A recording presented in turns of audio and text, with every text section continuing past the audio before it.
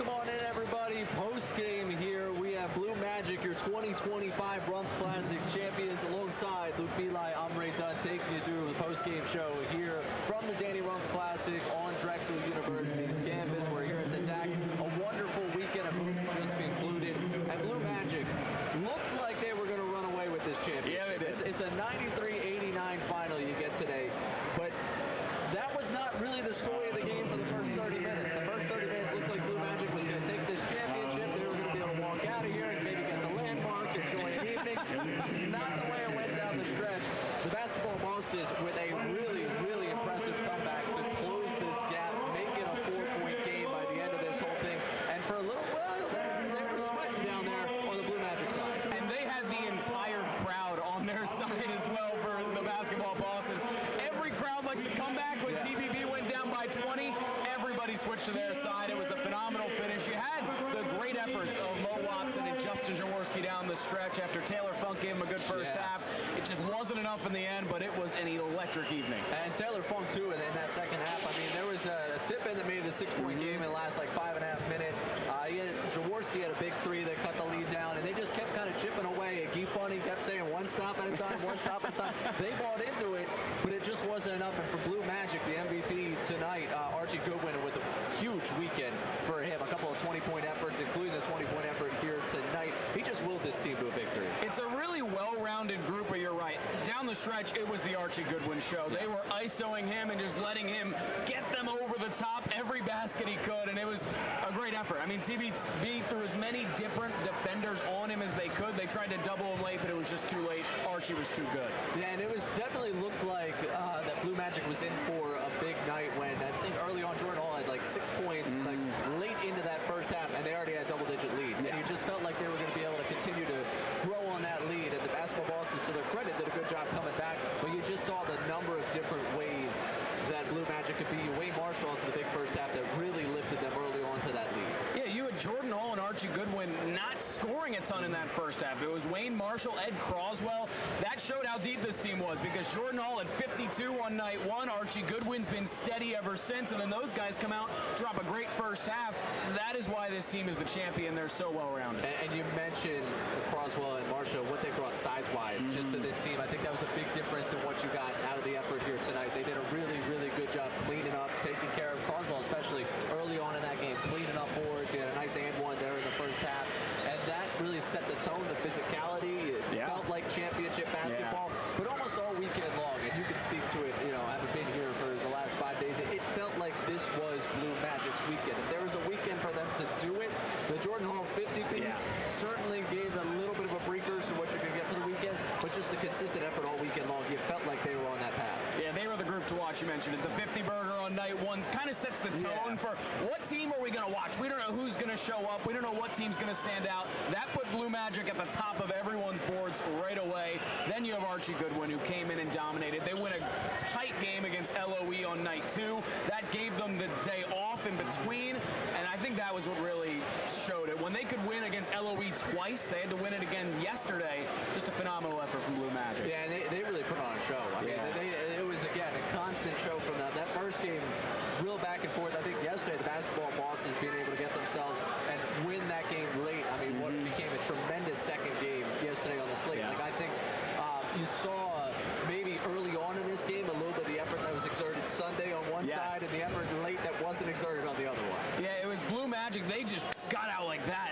And when there's so much talent on both of these teams, but it is so hard to mount a 20-point comeback when you've got your 5 best guys out there. You can get closer and closer, but then they're tired. By the time it's a 5 or a 3-point game, they're running out of gas. Mo Watson had to head to the bench just for a quick breather for anything he could, and it was just too little too late. And you can say about Mo Watson, that's a man that knows what it takes to win here at the Rumph. He's got his name up there for a reason, but he really, really showed out late in that game, energy-wise, trying to make it happen for his team. But it is Blue Magic winning this one 93-89, taking the 2025 Rumph Classic Championship. So for Blue Magic, we're going to get a chance to be joined here. Joe Ross is going to get a chance to join us right now and pop onto the broadcast right now.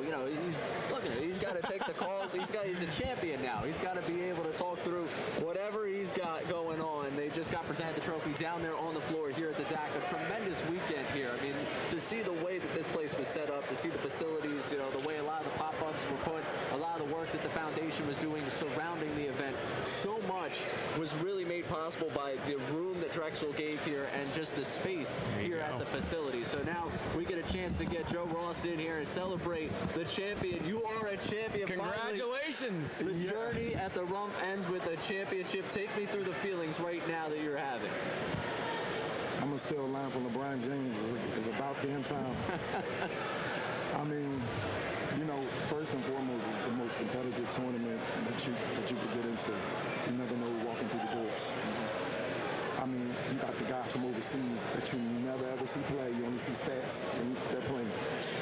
Not only that, they're all on different teams with chemistry and played together overseas and in pros and different things. That's number one. Number two, if you lose, you got a hell of it's a dogfight to get back. So you have to beat 1, 2, 3 great teams, and then you got to place a person that also did the same thing as you in a championship. So, you know, I don't even have to say that much how crazy that is. The other team went undefeated too and went through LOE and FOE and things of that nature as well. So this is the hardest tournament by far. I've been here 4 times. My first one. Every time I got here, I had to go 3-0 just to get here. The hardest part about this game is the intensity. When you win the first 3, when you got a 15-point lead, you're not never safe, but the clock is your friend. Here it's not because it stops. And teams is gonna make runs. It's about withstanding it and keeping your composure. The 2 times I got here, Rumph Center, I mean, we was up at half, we was up under a minute, maybe 6, 7, 8 points, and we wound up losing. With FOE, we was, you know, just nip and tuck, and they wound up just putting us away and things of that nature. It's just so hard because you never know who will walk through the doors, like I said, and the championship was long. So no lead is safe. And, you know, you just got great teams, great coaches, great chemistry, great benches. And in order to have a championship team, you have to have people got to sacrifice. You know, I'm coaching an Olympic team. Every guy here got a resume. Every guy here is a McDonald's All-American. They something, right? They're the man that they over Germany or wherever they play it overseas. I'm asking this guy to accept a role where he is the man. That's one of your hardest challenges as a coaches. When you win and make it better, when you lose, you second guess it for weeks and months. It's hard to live. And getting there 3 times kind of like demoralized me a little bit. I put a team in late. I was a little bit burnt. I didn't know if I was going to do it or not this year. But Jordan Hall called me and some of the guys, hey, what are we doing? We always in this. And Mike wasn't going to let me do it anyway. But Mike like, hey, yo, is your team together? I'm like, Mike like, man, you're playing on Thursday, so. But the point is, like, it's tough, right? Because you don't have any practices. You have some professionals to come. Well, that's why they are professionals, because they're able to come together and do this. The point I'm making is, this is a hard tournament to win, because it's almost, when you lose, you're basically going home. Other than that, you know, if you lose, it's an uphill battle, and you're playing winner teams because you fall in that bracket. So Danny Rumph is just the grandfather, granddaddy of them all. It's the WrestleMania of this thing. It's the NBA Finals. It's the Super Bowl. You know, so if you win a Danny Rumph, you know, and then, you know, you could say, hey, look, we'll be back next year. Every other team getting better next year. It's the hardest thing in the world to repeat and do. I'm glad I got one. But, yeah, this tournament is special. You guys do a great job of bringing this to life. So I want to thank you guys as well.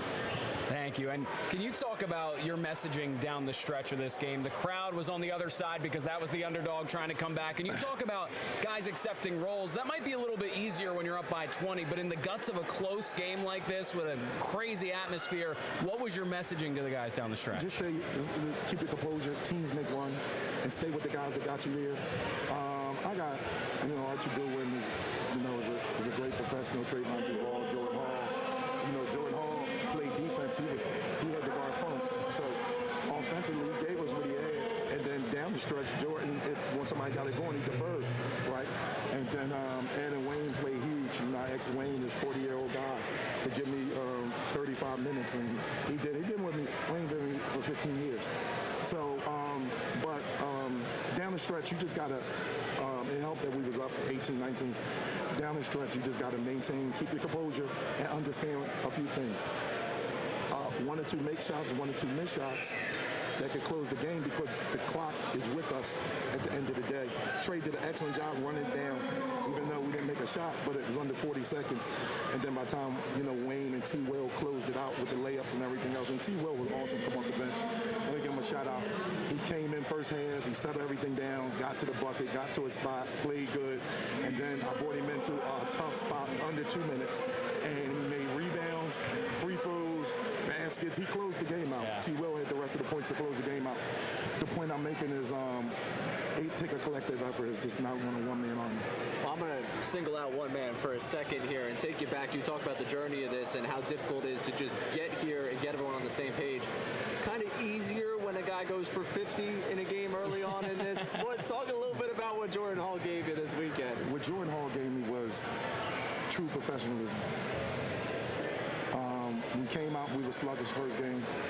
We ran him all picks. He put the team away. He had 52. The next game, we played basically Chester, and Rondé Jefferson basically was guarding him. He was an elite NBA defender, and that was good. He couldn't loosen up everybody else. He still got his numbers, but he was able to pass and get off the ball to loosen everybody else up because he got a high-level defender guarding him. Now, he comes into this game, I'm asking him to guard and move and guard a 6'10" power forward that shoots from deep range. The range that this kid shoot from, we really don't see it too often, not even in the league.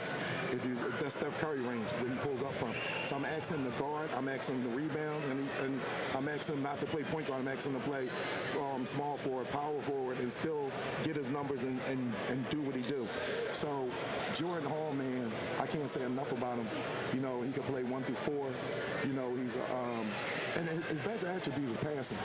I'm asking him to come out of his comfort zone and be a scorer. Because he said, Jay, I'll pass. I said, I need you to do both. And he did it without a problem. Put his head down, okay, you need me to do both, I'm going to do it. So, you know, he had a great tournament. And can you go into what Archie gave you in that second half? Everyone was getting involved in the first half, like you said, spreading it around. He puts up 21 of his 27 in that second half. What do you see from him down the stretch? Well, Archie, it was funny because he was here Sunday. He had to fly Little Rock, Arkansas, get his kid to orientation and sign him up for school, and then fly back. He actually missed the flight. So we had to get another flight. Then I had to fly him to Atlanta. And then from Atlanta, I had to fly him to Philly. And then I had to have a driver wait there, get him here, and get him 1 minute before the game, and he wasn't able to stretch. He wasn't able to do anything. We changed in the hallway out there before we came in here, and I ran him in here, and I ran him basically for the starting lineup. So that was his. The guy came off the plane, literally came here, and I knew he wasn't going to have legs in the first half, but Jordan Hall and Trayvon Duval and everybody else pitched in, and then he got to go in second half. Now Jordan could concentrate on his defense on phone. That was major. How worried were you? I've been down here so many times to the point where the first 2 times I was down here, I was a nervous wreck. This time around, I've been down so many times. You know, a few times I lost the game having the time out in my pocket. So I made sure I used it. I made sure I got the guys' composure and settled them down. And this time around, believe it or not, you know, I was worried, but the worry level wasn't that high because I was like, you know, at the end of the day, it's 1 or 2 stops and a basket or 2 can seal it. So we was right on the doorstep right there. So I was confident the guys would just, you know, pull it off. And specifically, how worried were you that he was not going to get off that plane in time to get himself here for this game? I was a nervous wreck. I wasn't saying nothing. People were saying, what's wrong with you? You okay? You okay? You okay? I wasn't talking all day long. You know, I got off the phone, fast my girlfriend. What's wrong? What's wrong? Finally, I broke down like, Archie missed his flight. Everybody's like, oh my God. And the first person I told was Ed Coswell. I didn't want to tell the rest of the team. I told Ed. Ed was at my office every day. I said, Archie missed his flight. Ed said, oh my God, what are we going to do? And I said, I don't have a clue. And then you know, I was searching flights, and I finally got some stuff to get here. And, you know, and then, you know, by the grace of God, he was able to get here, man, because, you know, we'd be in trouble without him, man. We needed everybody to beat that. That's a great team, and you don't understand the preparation it takes to get past a team like that that just spread you out, and everybody can shoot the ball. And they got a big guy that does everything right. Roll to the basket, tip-ins, he play cleanup, and Clarence, he's a nightmare because the big is hard to guard with the big, hard to guard with somebody smaller. It's a tough team right there. Joe, a champion at the Annual Rumph Classic. Thank you so much for joining us. Enjoy it tonight. I appreciate your time. I'm going to soak this one in. I've been waiting so long. Hey, man, I'm going to soak this one in. I'm so happy about this Annual Rumph champion, man. This capped my year off really nice, capped my summer off. Love to hear it. Well, Joe Ross, champion here at the Annual Rumph Classic. We're going to welcome in the MVP now. Yes. We're going to get ourselves Archie Goodwin in here to talk. You mentioned the massive second-half performance for him that helped lift this team to a championship. And what we just found out is that he has had quite a day. And that is where we're going to start the questioning here. Archie, congratulations to you on the Annual Rumph Classic championship today. Before we get into the game, we hear it's been a heck of a 24 hours for you. Walk me through a little bit of the travel troubles you had getting yourself back home and then back here. Okay, so yesterday when I talked to Joe, I told him, like, man, if we win tomorrow, or the next day, I would love to come back, but I don't know if I'll be able to because I have to take my son to school. It's his first day. He was like, man, if we can find a flight, you can go home, and then if we can find one back, we'll get you back. So I looked online after we won the game, and I saw that it was a flight that landed here at 5 p.m., and so we booked it. So I went home last night, and I got home around 11:45. I had to wake up at 6 to go get my son ready and take him for his first day of school. My flight was leaving at 11. I get to the airport, they won't let me on the plane because the gate shut because the TSA was backed up. So I called Joe. I'm like, man, they're not letting me on the plane. Like, I'm thinking I'm not gonna be able to come. So we're looking at flights. So I book a flight. He books a flight for me to go from Little Rock to Atlanta, and we was gonna book a separate flight for me to go from Atlanta to Philadelphia on a different airline. So I booked the flight to go from Little Rock to Atlanta. I get to Atlanta. The flight from Atlanta to Philadelphia is delayed to 8:45. So then I call him again, and I'm like, man, the flight is delayed to 8:45. So now we find another flight on Spirit Airlines, and I booked that flight, and it left an hour after I just had landed. So I had to book that flight, go right to the gate, and I got on, and I got here at 8:07. And then I went straight from the airport, drove right up here to the game. When did you realize you were going to make it? Once we booked that flight to Spirit and I got on the plane. Okay. Because once I got on the plane, I knew that it was going to go then. But I was skeptical because it just hadn't gone right the whole day. Right. So I was like, man, maybe it's just not meant for me to come down here. But I told myself if I was getting on that flight and I caught down here, I wasn't going to lose because I went through too much to get here. And then to do all that and lose, I would be very upset. So I'm glad we got the win. So you make it here, but then you don't really get time to go through any sort of routine. In the first half, you get 6 points. What was that halftime like, where you finally got your legs under you, and then you go out and drop 21 in the second half? Well, what I did was, so on the way here, I was in the Escalade. I was stretching in the Escalade, trying to get my legs warm. I can only do so much. And then when I got here, I don't know if you guys saw me, I had a basketball. I was trying to shoot a couple form shots in here and there.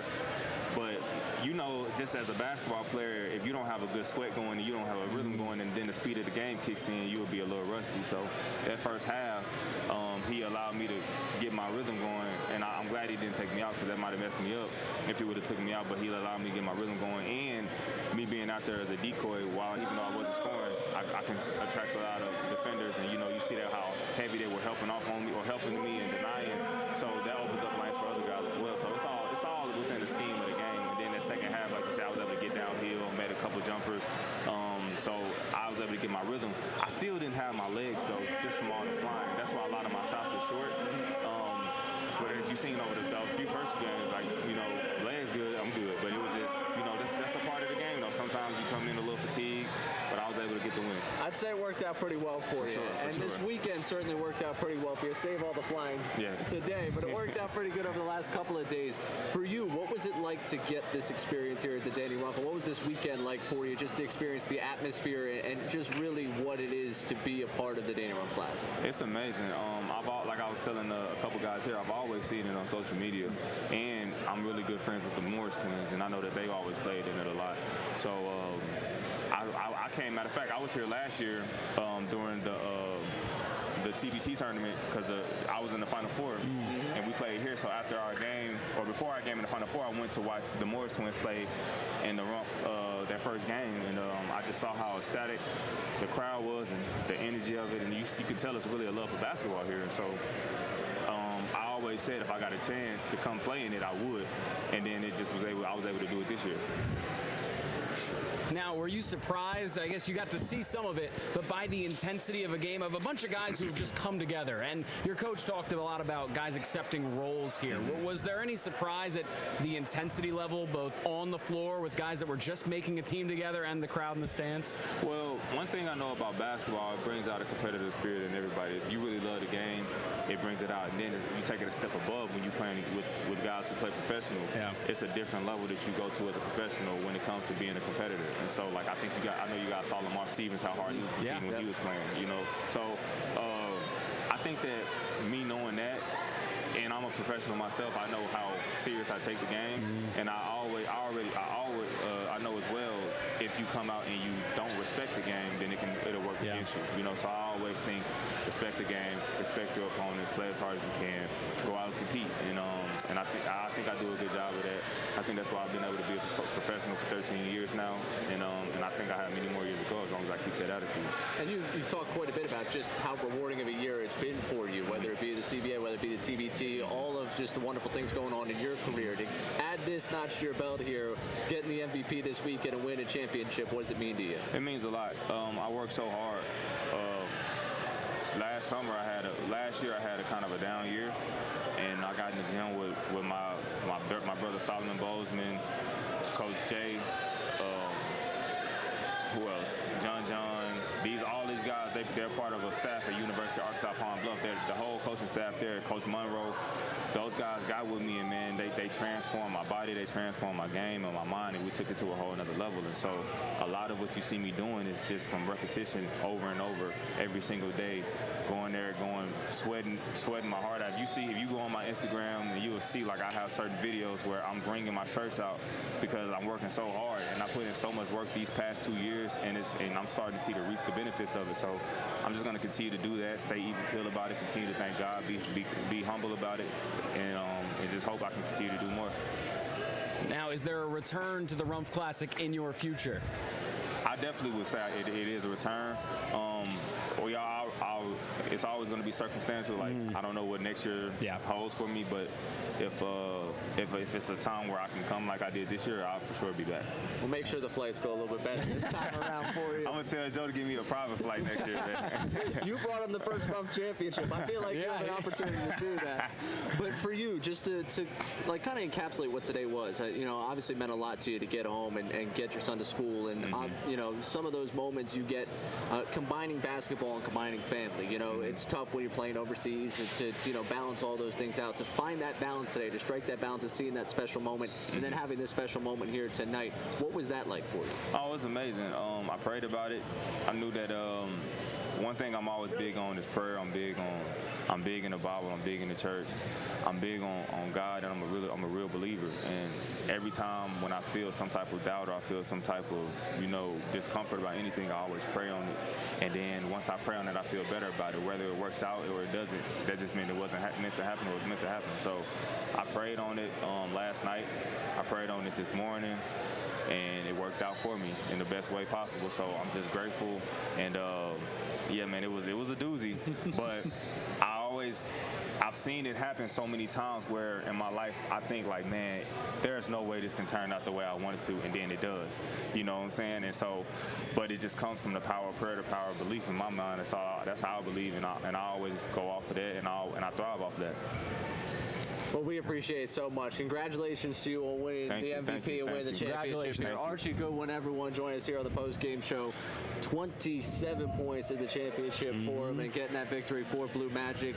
That's all we got for you here tonight. The Blue Magic, your 2025 Annual Rumph Classic champions. Joe Ross getting that first W, and now we're going to make this all work out when we get you back here next year on a good flight to ensure that they have the opportunity to defend that title. But again, 93-80 89 your final. We want to take a second and thank everyone that made this possible, from all of the wonderful people that are working behind the scenes with us here on the live stream, working on the 1,000 pieces of content that you will see. You will be asked to collab on about 1 million things, I can assure you, over the next 24 hours. But everyone already put the work in there, and all the wonderful people that go into making this event happen here for the Danny Rumph Classic and the Danny Rumph Foundation. We just absolutely thank you all from the bottom of our hearts for helping put this together. Another successful weekend of hoops, another wonderful championship game.